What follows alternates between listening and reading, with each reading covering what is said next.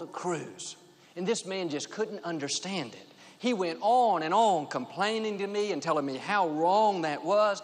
The whole time I'm thinking to myself, the reason your pastor left was to get away from people like you.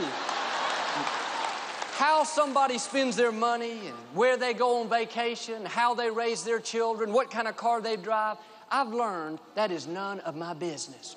Now, I don't know about you, but I have a hard enough time trying to run my own life without trying to run somebody else's life. One of the best ways that we can keep our window clean is to learn to mind our own business. If somebody takes 4 vacations a year, that's none of my business. If they drive around town in a limousine or come to church in a boat, that's none of my business. If they wear rings on every finger and rings on every toe, that's none of my business. Don't be nosy. Nosy people are critical people. They want to know all the details and all the latest scoop, not so they can pray for the person, not because they're genuinely interested, but because they know they'll hear something juicy that'll feed their flesh, and they can run tell their friends, did you hear what I heard? Did you know what they did? Did you hear the latest? No, your attitude should be, I didn't hear and I don't want to hear. I don't want to be poisoned. My ears are not garbage cans to fill with a bunch of trash. And if somebody is trying to tell you something bad about somebody else, don't sit there and be passive. Well, you said, Joel, I couldn't help it. They wanted to tell me. Sure you can. Just say, you know what? I just remembered I've got an important appointment I've got to go to. I'm going to have to excuse myself. If you can't leave, well, you know, instead of talking about this person, why don't we pray for them? Stay on the offensive. Don't let people poison you. If your friends are critical, fault finders, gossips, backbiters, you need to find some new friends. Those spirits can rub off on you. You shouldn't go to lunch every day at work with people that sit around and badmouth the company and criticize the boss and gossip and complain. You say, Joel, if I don't go to lunch with them, I may be lonely. Yes, but I'd rather be lonely than poisoned. I would rather be lonely than allow people that are not going anywhere in life to keep me from my God-given destiny. Well, Joel, if I don't go with them, they may start talking about me. Now, let me tell you a secret. Most likely, they're already talking about you. If they'll talk about others in front of you, then when you're not there, they'll talk about you. I have a friend. When he was a young man, he worked for this well-known minister.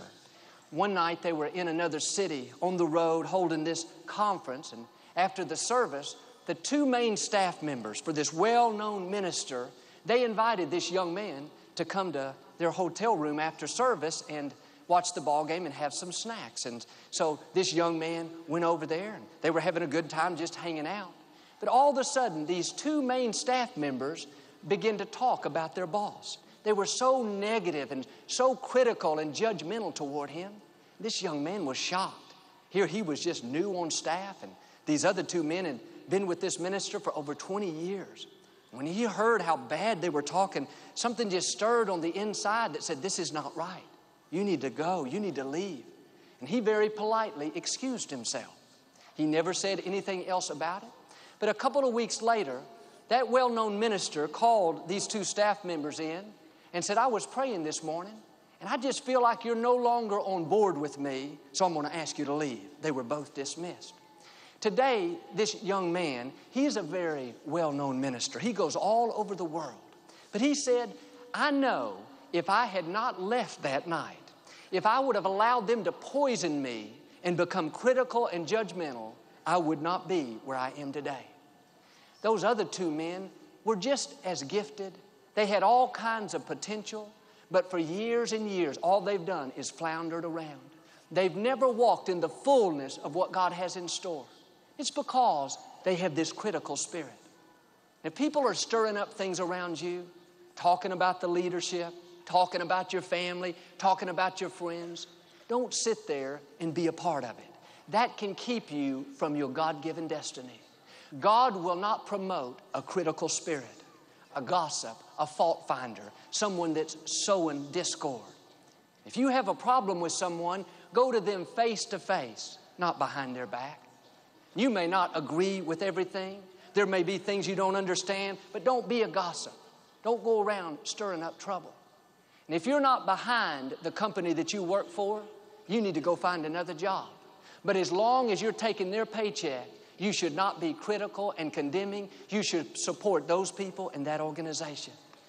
I remember even years ago, this man was very critical toward my father. He stood up in the middle of a service and said, "John Osteen, this work is going downhill. It will not continue. You are not of God. You are in error." My father said, "Brother, I appreciate you coming today, but don't let the door hit you when you leave." He said, "You better listen to me. I'm a prophet of God." My father said, "Brother, you're not a prophet. You're just a fault finder. You're just a complainer. In fact, you're where we get the term non-profit organization." Year after year, my father just kept being his best, doing what God called him to do. A couple of years after that, that man, he was only in his 40s, he had a heart attack and suddenly died. And I'm not